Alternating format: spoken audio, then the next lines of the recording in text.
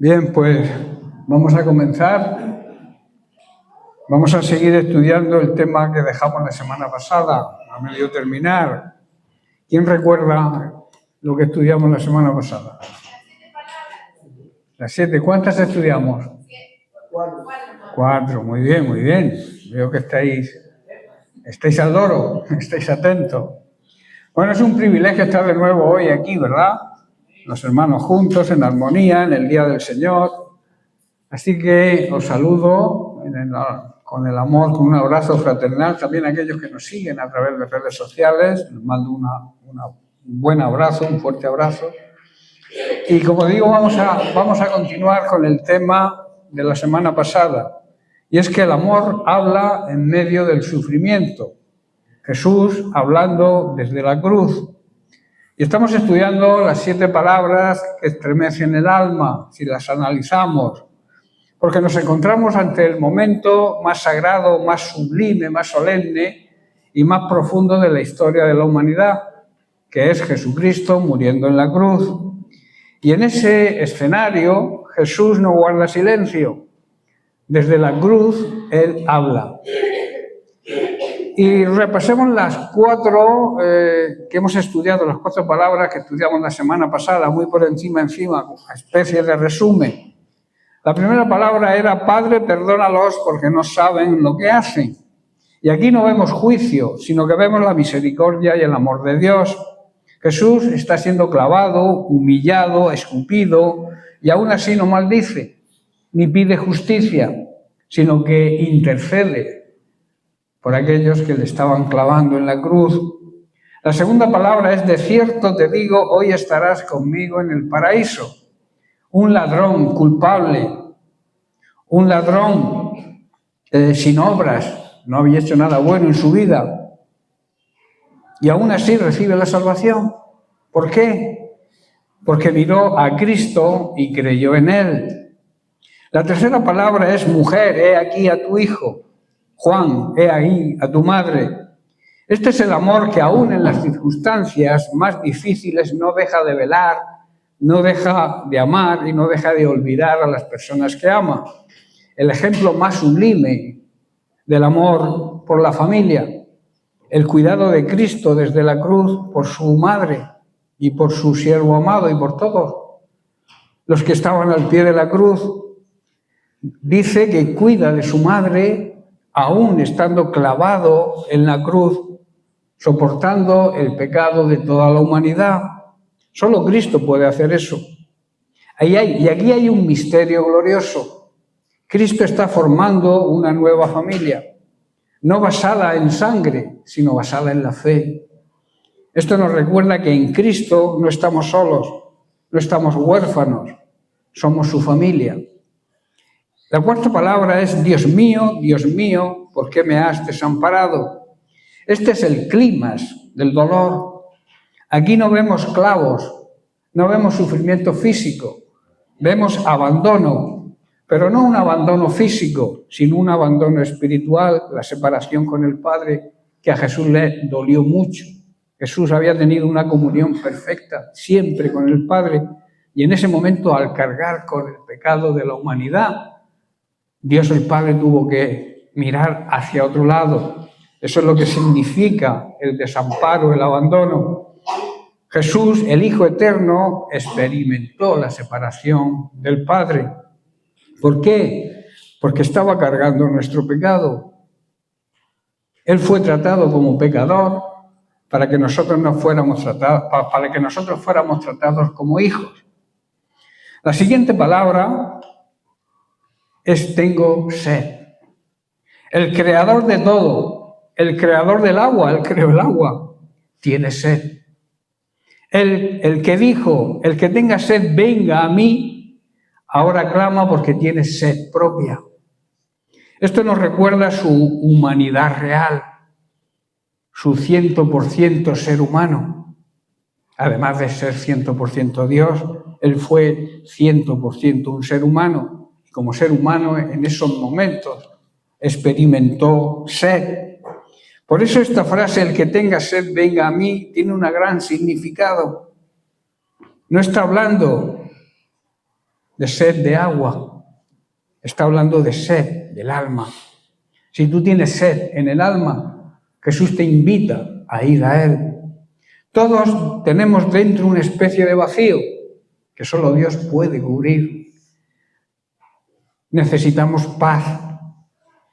Necesitamos de tener un sentido en esta vida. Necesidad de amor. Necesidad también de perdón. Y Jesús dice, ven a mí y lo tendrás. No dice, arregla primero tu situación. No dice, sé perfecto y luego ven a mí. No dice eso. Porque nos promete que tal como estás, con tus problemas, con tus dudas, con tus debilidades, con tu cansancio, Él nos promete ir a Él. ¿Y qué nos promete? Que Él puede saciar esa sed interior. Es decir, darnos paz y una vida que no dependa de lo que pase fuera. Lo más importante es lo que pasa en nuestro interior, esa paz interior, porque la paz que ofrece el mundo es una paz externa. Esa paz se termina con la llegada del primer problema, pero la paz de Dios permanece aún en medio de los problemas. Si sientes que te falta algo por dentro, que nada te llena del todo, Jesús te invita a acercarte a Él, porque ahí está la verdadera respuesta. Jesús no fingió el sufrimiento, Jesús lo vivió plenamente. Pero también hay un significado espiritual aquí. El que es la fuente se secó para que tú nunca vuelvas a tener sed espiritual. Ese es el pago de nuestro saciarnos espiritualmente, la sed de Cristo. Y veamos el contexto de esta palabra en el Evangelio de Juan. Vamos a leer el versículo completo, capítulo 19, verso 28. Dice, después de esto, sabiendo Jesús que ya todo estaba consumado, dijo, para que la Escritura se cumpliese, tengo sed. La sed del que da vida. Hay palabras en la cruz que nos deben estremecer el alma, pero que pocas son tan humanas y tan profundas como esta. Tengo sed. No es un discurso largo, ¿verdad? Son 2 palabras. No es una enseñanza extensa. Es un clamor breve, pero cargado de profundidad espiritual. Aquí vemos a Jesucristo en su momento más crítico. El que convirtió el agua en vino, ahora tiene sed. El que dijo, el que cree en mí no tendrá sed jamás, ahora declara su propia sed. Y esto no es casualidad. Primeramente era una sed física real. Jesús había sido azotado, golpeado, desangrado. Su cuerpo estaba completamente debilitado. La cruz no era solo un instrumento de muerte, era un lugar de agonía prolongada. No morían rápidamente. Su sed era real, su sed era humana, era una sed muy dolorosa. Y esto nos recuerda algo poderoso. Cristo no nos salvó desde la distancia. Nos salvó metiéndose plenamente en nuestro sufrimiento. Él sabe lo que es el cansancio. Él lo experimentó. Él sabe lo que es el dolor. También lo experimentó. Él sabe lo que es llegar al límite de las fuerzas humanas. En su naturaleza humana, 100% hombre. Luego tenemos una sed que cumple la Escritura. El texto dice, para que la Escritura se cumpliese. Nada en la cruz fue algo improvisado. Todo estaba escrito y planificado. Todo tenía un plan y un propósito divino. Y esto nos conecta con lo anunciado en el libro de los Salmos, especialmente en el Salmo 69, verso 21, donde se habla de la sed del justo, Jesucristo, y de cómo le dieron a beber vinagre. Así lo expresa el Salmo. Me pusieron además hiel por comida, y en mi sed me dieron a beber vinagre. Este salmo lo escribió David en medio del dolor real. Él estaba padeciendo un dolor real. Pero estas palabras van mucho más allá, porque son palabras proféticas. Apuntaban directamente a Jesucristo. Porque cuando Jesús estaba en la cruz, le dieron precisamente eso, vinagre. Y esto no fue una casualidad. Vamos a hablar de la simbología del vinagre en la cruz, porque parece ser que a veces pasamos de puntillas sobre que le dieron a beber vinagre. Pero no es un detalle menor, es un mensaje profundo. Cuando Jesús está en la cruz, en el punto más alto de su sufrimiento, no recibe alivio, recibe vinagre. El vinagre es algo agrio, áspero, incómodo de beber, aunque a muchos les gusta. Pero si tú bebes mucho vinagre, lo primero que hace es que se te saltan las lágrimas, ¿verdad? Cuando te pasa de beber vinagre. El vinagre no calma la sed, la intensifica. Y él tenía sed y le dieron vinagre. No consuela, sino que confronta. ¿Por qué le dieron vinagre? El vinagre representa varias realidades espirituales que hoy siguen hablándonos. Primero, la amargura del mundo. Jesús vino a traer vida, pero el mundo le respondió con dureza. El vinagre simboliza la respuesta humana, el rechazo, la indiferencia, la dureza de corazón. La pregunta, ¿le seguimos hoy dando vinagre a Jesús? ¿Rechazamos a Jesús? ¿Le tratamos con indiferencia? ¿Somos duros de corazón? Son preguntas actuales para la Iglesia. Es como si la humanidad dijera, esto es lo que tenemos para darte. Hoy muchos siguen ofreciendo lo mismo, una vida llena de cosas que no satisfacen, que dejan un sabor amargo en el alma. Luego tenemos el peso, la simbología del vinagre, el peso del pecado. El vinagre no solo era físico, era algo simbólico. Cristo estaba bebiendo la consecuencia de algo que no le pertenecía, que no era suyo.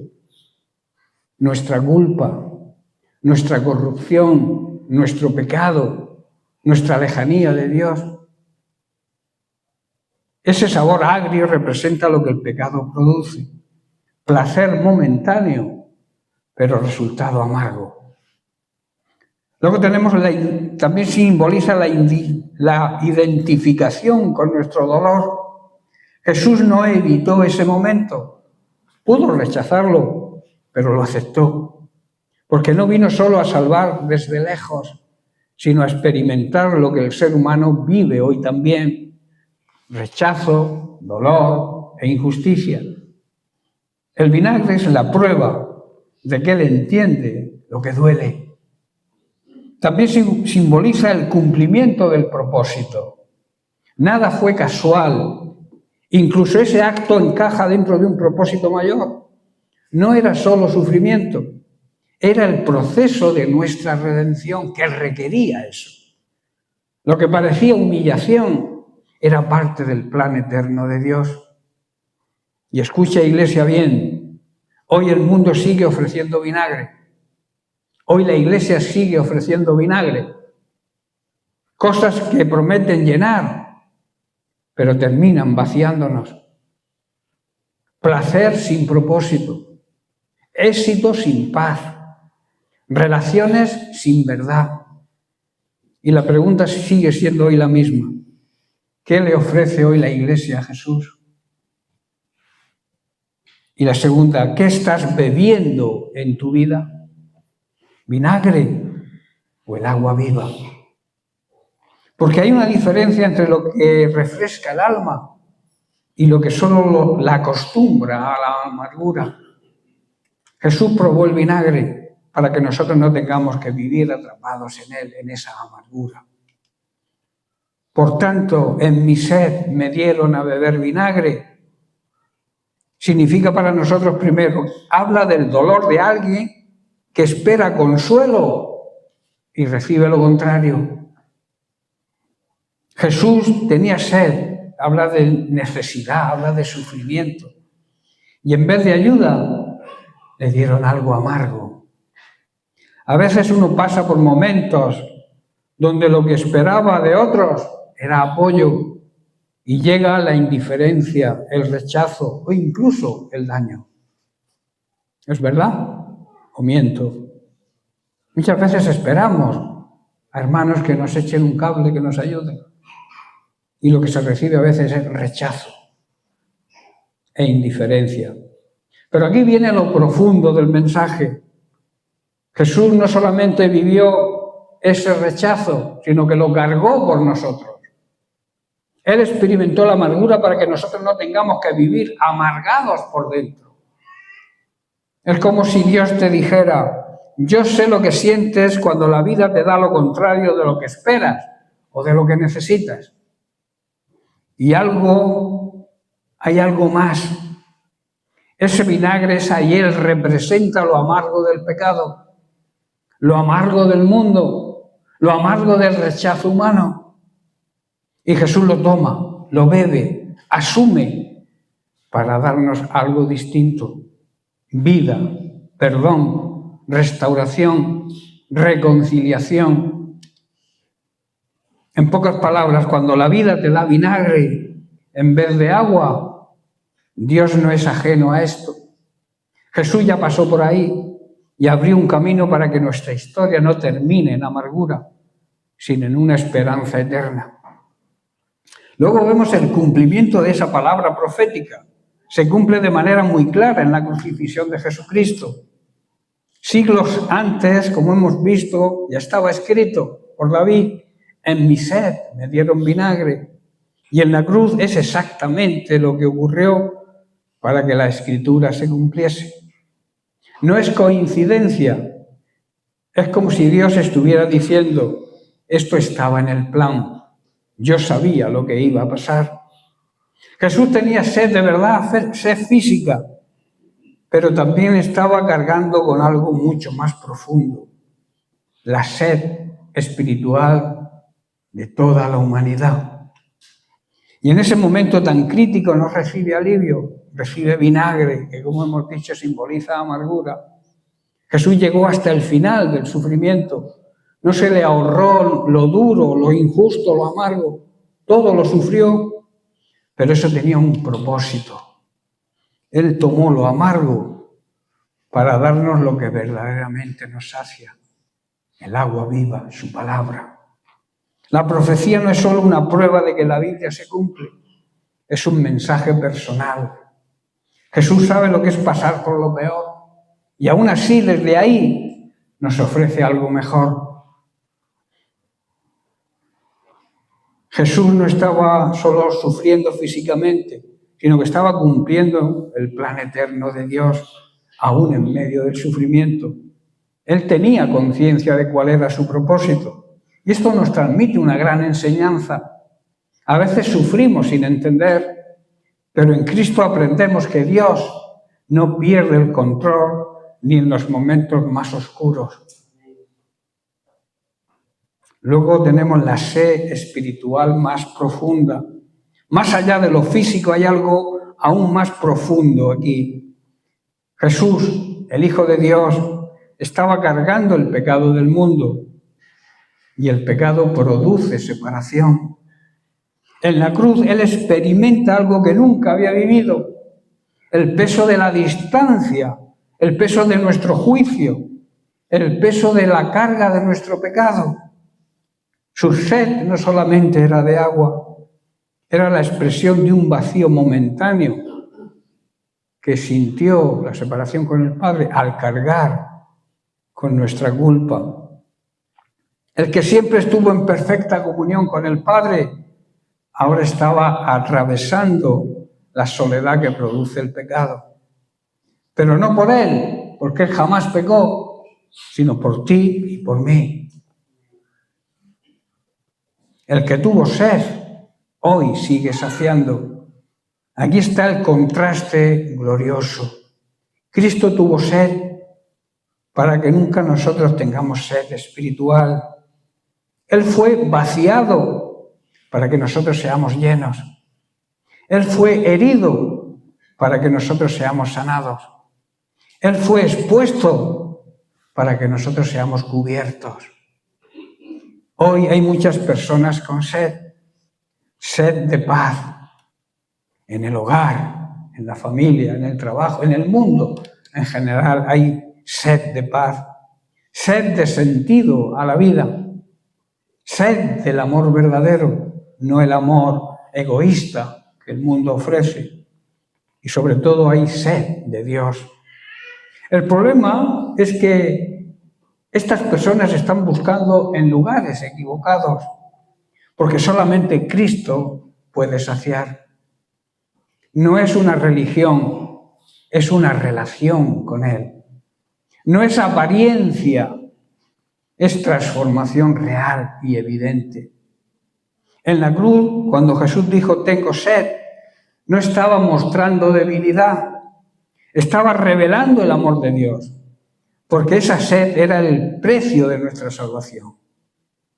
Y hoy Jesús sigue haciendo la invitación, si alguno tiene sed, venga a mí. Amén. Bien, pasamos a la sexta palabra. Consumado es. No dijo esto se ha acabado, ¿verdad? Dijo consumado es. En Juan capítulo 19, verso 30 leemos, cuando Jesús hubo tomado el vinagre, dijo, consumado es. Y habiendo inclinado la cabeza, entregó el Espíritu. Estas palabras de Jesucristo no son un suspiro de derrota, todo lo contrario, es un grito de victoria. Consumado es no significa todo terminó sin sentido, sino todo ha sido cumplido. No es un suspiro de rendición, sino la proclamación de que la obra estaba terminada, estaba completa. Jesucristo cumplió su obra, la obra que le encargó el Padre, por completo. Todo lo que el Padre le encomendó, Él lo cumplió hasta el final. Y aquí vemos un amor que no se queda a medio camino, sino que a través y a pesar del sufrimiento llegó hasta el final. Jesús no abandonó el propósito cuando el dolor aumentó, ni retrocedió cuando el sacrificio se volvió extremo en una cruz. Él termina la obra. La salvación no quedó pendiente ni incompleta, fue plenamente realizada. Y esto nos enseña varias cosas sencillas, pero con gran poder, poderosas. Dios es fiel para terminar lo que empieza.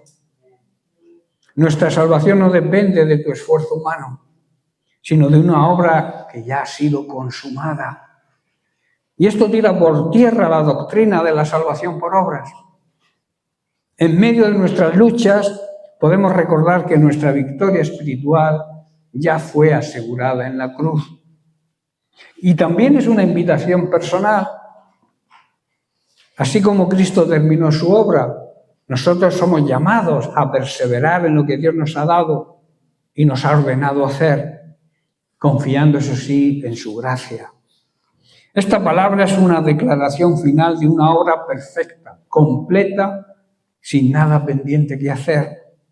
En la cruz, Jesús no estaba siendo vencido, estaba cumpliendo cada promesa, cada profecía, cada propósito del Padre. Todo el peso del pecado, toda la deuda del hombre, toda la separación con Dios, cayó sobre él. Y en ese momento, cuando todo estuvo hecho, cuando no quedaba nada más que añadir, ni una obra más, ni un esfuerzo humano por completar, Jesús dijo, consumado es. Es como si el cielo mismo estuviera afirmando, la deuda ha sido pagada por completo. El recibo de que nuestra deuda ha sido pagada. Y esto debería cambiar profundamente nuestra relación con Dios. Porque muchas veces vivimos como si tuviéramos que completar lo que Cristo ya hizo. Hermanos, cuidado con esto. Esto es una herejía. No se puede añadir nada a lo que Cristo hizo, porque su obra fue consumada completamente. Nada hay que añadir a esa obra, solamente creer, vivir en fe y vivir en obediencia. Esforzarnos por merecer su amor, tratar de ganar su perdón cargando culpas que ya fueron clavadas a la cruz, es una herejía. Porque todo lo hizo Cristo. Todo el agradecimiento tiene que ser para Cristo, no por nuestras obras. La salvación no es por obras, es por la obra de Cristo. La cruz nos dice, no hay nada más que añadir a la obra de Cristo. No es Cristo más mis méritos. No es Cristo más mi esfuerzo. Cristo es suficiente. No necesita añadidos. Y Pablo en Colosenses capítulo 2, 9 al 10 dice, porque en él habita corporalmente toda la plenitud de la deidad, el 100% de Jesús Dios. Y luego dice el versículo 10, escuchad bien, y vosotros estáis completos si estáis en él, que él es la cabeza de todo principado y toda potestad. Cuando él dijo consumado es, estaba diciendo ya está abierto el camino de regreso al Padre, ya está pagado el precio, ya puedes acercarte a Dios sin sentimiento de culpa, porque él cargó con esa culpa. Pero también hay un llamado. Si todo fue consumado en la cruz, entonces nuestra vida ya no nos pertenece de la misma manera, porque le pertenece a él que la compró con su sangre.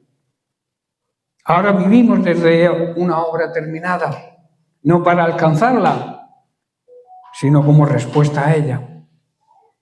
Obedecemos no para que nos acepte Dios, le obedecemos porque ya fuimos aceptados por Dios.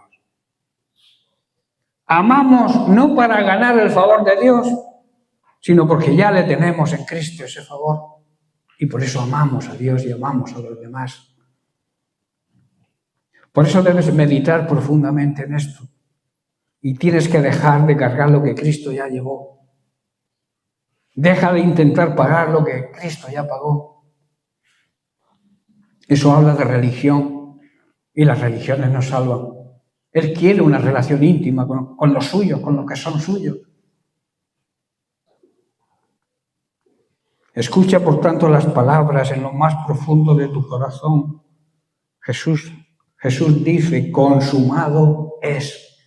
Y descansa. Porque donde Cristo terminó la obra, ahí comienza tu verdadera libertad.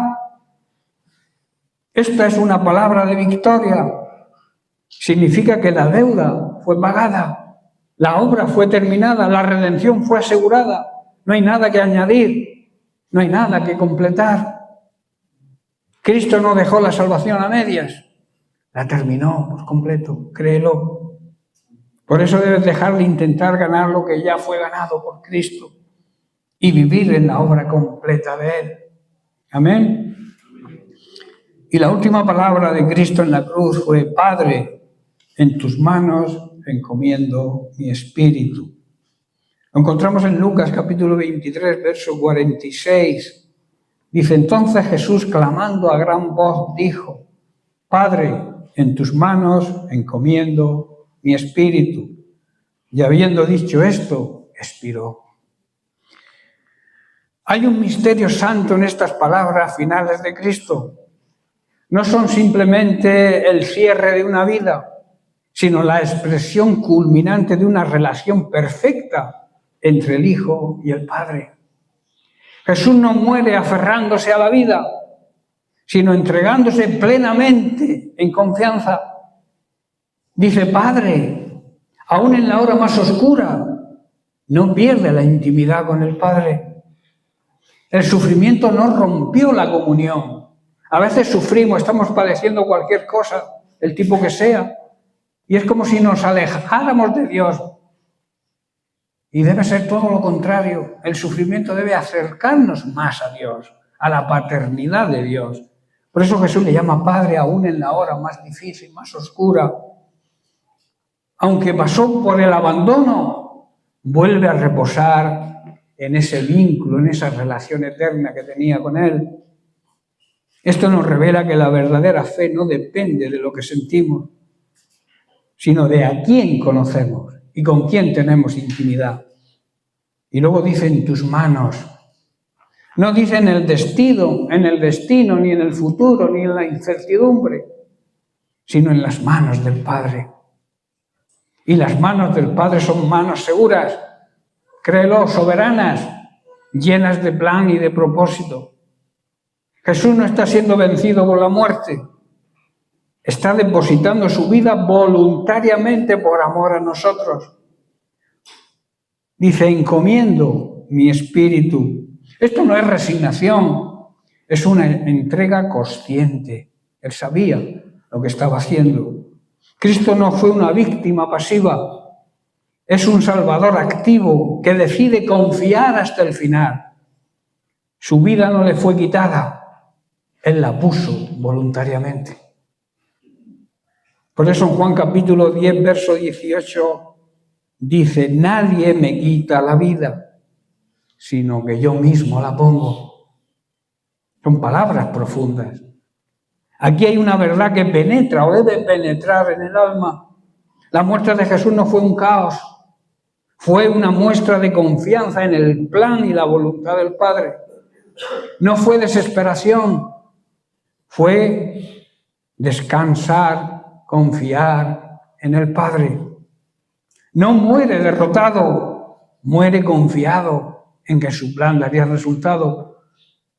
Nosotros somos el resultado de ese plan. Entrega su vida voluntariamente.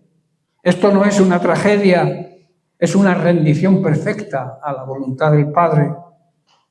Jesús murió como vivió, confiando siempre en el Padre. Hay una verdad silenciosa pero poderosa en la cruz. Jesús no solamente enseña a confiar en el Padre, sino que murió confiando en Él. En los momentos más críticos, en los momentos que quizá crees que vas a morir, ¿sigues confiando en Dios? Esa es la pregunta que deberíamos hacernos, ¿verdad? Desde el principio de su vida, su camino estuvo marcado por esa confianza, que debe transmitirla a nosotros, que esa enseñanza debe penetrar en nosotros y ser confiados como Jesús lo fue. Desde el principio de su vida, repito, su camino estuvo marcado por esa confianza. No hacía nada por sí mismo, todo lo consultaba con el Padre. No buscaba su propia voluntad, sino sometía su voluntad a la voluntad del Padre. No dependía de las circunstancias. Su seguridad no estaba en lo que veía, en lo visible, sino en el Padre. Y en la cruz, cuando todo parecía derrumbarse, cuando el dolor era real, cuando el silencio del cielo era evidente, cuando todo indicaba abandono, Jesús no cambió su forma de vivir, siguió confiado. Y me pregunta, o la pregunta sería, ¿sigues confiando aún en medio de las circunstancias más difíciles? Jesús no cambió su forma de vivir, siguió confiando. No descendió de la cruz, podía haberlo hecho. No respondió a las ofensas con ataque, con desesperación. No rompió jamás su relación con el Padre. Al contrario, en su último aliento se entregó. Padre, en tus manos encomiendo mi espíritu. Esto no es resignación, eso es confianza absoluta en el Padre. Muchas veces confiamos mientras todo va bien, ¿verdad? Pero cuando llega el dolor, nos llega la duda, empezamos a dudar, a preguntarnos ¿por qué el Señor? Y no ¿para qué estoy pasando por esto? Que debería ser la pregunta, no ¿por qué? Sino ¿para qué? Cuando no entendemos, lo que hacemos es retroceder en vez de avanzar. Cuando Dios guarda silencio, pensamos que nos ha dejado, que nos ha abandonado. Jesús nos muestra otro camino diferente.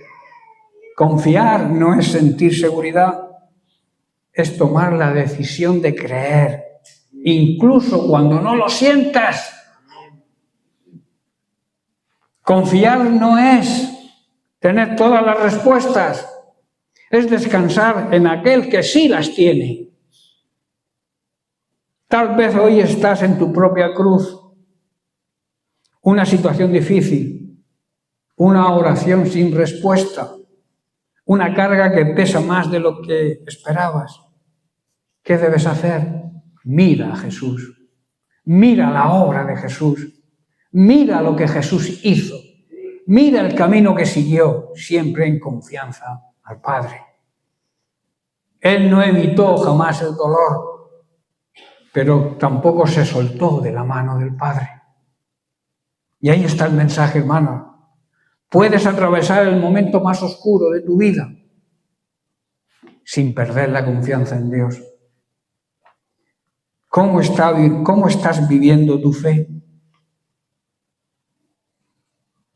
Repito, ¿cómo estás viviendo tu fe? Porque la manera en que vivas hoy será la misma con la que enfrentes tus momentos más difíciles.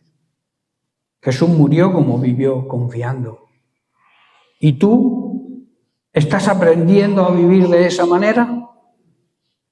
La cruz sigue hablando. Estas palabras no son una historia muerta, son una voz viva. La cruz te dice, eres perdonado, hay esperanza para ti, eres amado por Dios, hay un precio ya pagado, hay una vida disponible a tu disposición. Y en esto hay una invitación, y ya estoy terminando, y en esto hay una gran invitación profunda para nosotros. ¿En qué manos estamos poniendo nuestra vida?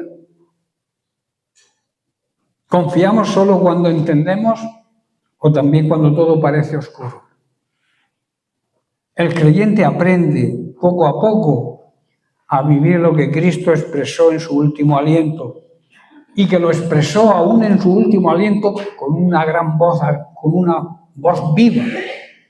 Padre, en tus manos encomiendo mi espíritu. Esto habla de una entrega total, sin reservas, sin condiciones. Porque al final, la verdadera paz no está en controlar la vida a nosotros, sino en saber a quién se la entregamos. ¿A quién le estás entregando tu vida? No mires la cruz como un espectador, mírala como alguien necesitado. Porque allí no murió un hombre cualquiera, murió nuestro Señor y nuestro Salvador.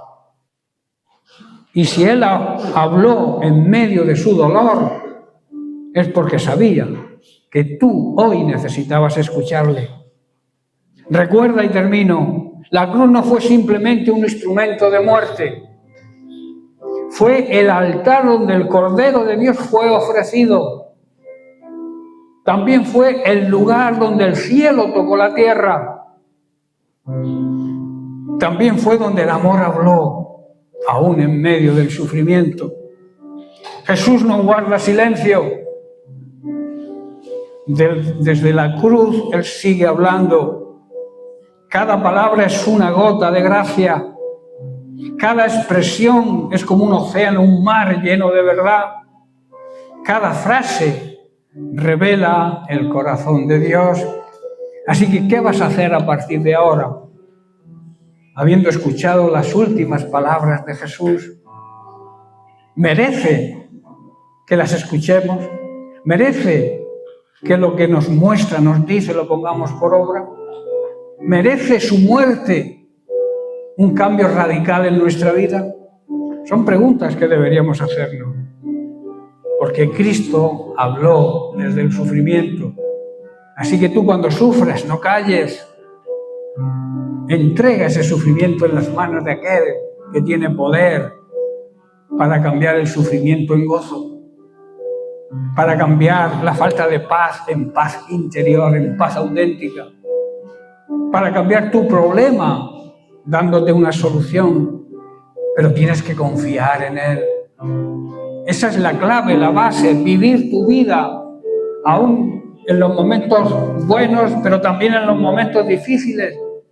Tenemos que vivir de la misma manera que vivió Jesús, confiando siempre en el Padre.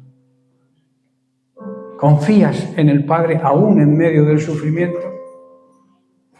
Debes hacerlo, porque Cristo es nuestra esperanza. Y Cristo nos promete vida y vida abundante. Un anticipo de la vida eterna acá.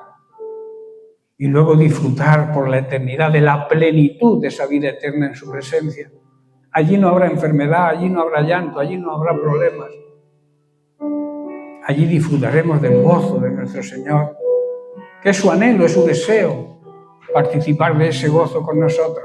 Amén. Bien, pues lo dejamos aquí, que Dios os bendiga y la semana que viene comenzaremos un nuevo tema.